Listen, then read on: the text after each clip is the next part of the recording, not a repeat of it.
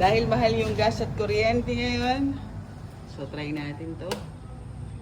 Okay. Hop. Okay.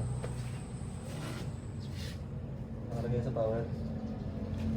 I-reload natin sa solar power natin. Libreng gas at kuryente. Libre na sa gas at diesel. Kaya natin yung consumption. Libre rin ng libre rin ng kuryente. Through solar. Ito forma. Ano? Ito na, charging na po siya. So yan, Charging? charging na siya. So Ay, yan. magigilas na mga installer. Oh. Yan, mga gwapo pa. Mga bagong gupit. Refresh mga pare yung solar natin. So kayang Tingnan kaya. natin. Mga 32 kilowatt, sobrang basic naman ng electric. Ayan na. Power So, natin na ayan. yan. So, libre. Libre na sa po ang gas, sa lahat. diesel. Libre sa kuryente dahil sa solar.